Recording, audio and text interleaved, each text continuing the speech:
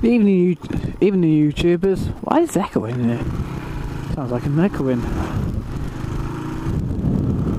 It's like my voice has got extra bass. Before I'm gonna make tonight, I wanted to say make tonight about everything about the CBT.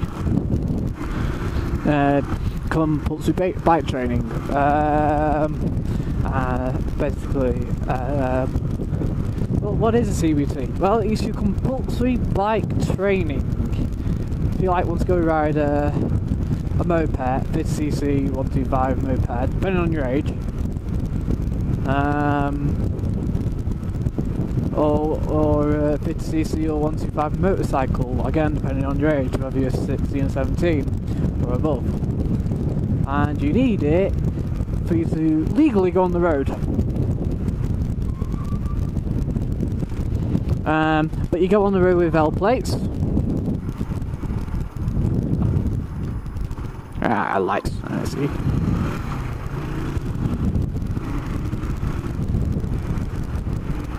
You go on the road with L plates, valid insurance, tax disc, and you can't carry passengers. And basically, it gives you a certificate which is valid for 2 years, no matter what. So, if you get a car, if you get a full car license in the meantime, it's still only 2 years from the day that it's issued. Because I learned that the hard way, kind of. I'll say the hard way.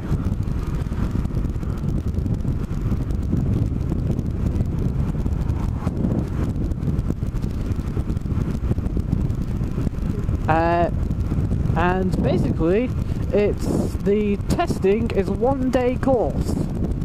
You start off in the morning, and you do all the training for the test. Before you go on the road. So you'll do things like junctions and a U-turn and a emergency brake. In the morning, you will then have lunch, and once you're having lunch, usually you go through your theory side. Now, you don't have to actually have a theory test certificate, just learn a little bit about it, and it is very basic stuff. Like if your traffic light turns red, what do you do? It's like basic. What do you do at roundabouts? How to indicate, which lane to be in at roundabout. And that's all preparing you for in the afternoon when you go onto the road. Now, and then you have a 2-hour road test, which will also involve an on-the-road U-turn and on-the-road emergency brake as well in those 2 hours. And you will cover roundabouts as well, and junctions, and traffic lights, a mix of all of them in 2 hours. Now, if the test supervisor doesn't think that you're up to the right standard for the road, you may also have to go through an extra half a day of training.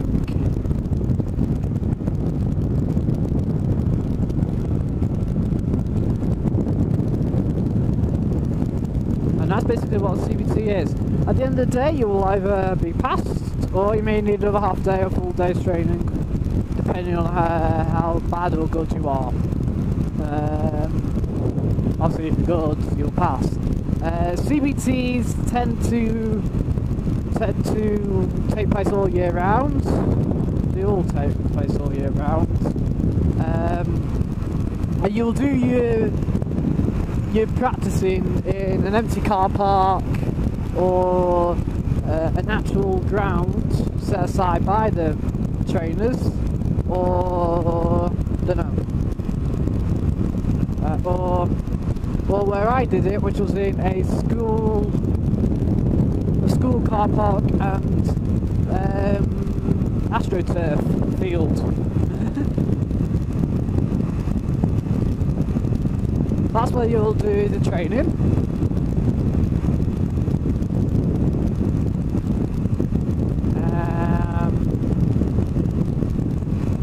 And to be honest, just because you crash doesn't mean you're not going to pass. Just because you run red lights doesn't mean you're going to pass. It doesn't mean you're not going to pass. But on the same token, do it repeatedly and you won't pass. So basically, it's kind of like if you do mistakes on your 2-hour road test, don't worry about it. As long as you learn by the end, prove that you learn by the end, then you should pass. And that's basically what CBT is. And it's a great way just to get on the road, really. What's great about it is once you've got CBT and you've got a bike and you're on the road, it builds up confidence when you're taking your car lessons and your car test.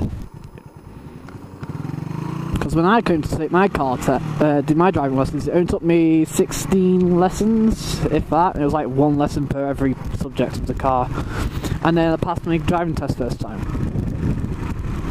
Look, I'm going like I'm the smug here, but I'm not, because I passed the driving test first time. When it came to my motorcycle test 2 years later, it took me 3 times to pass it.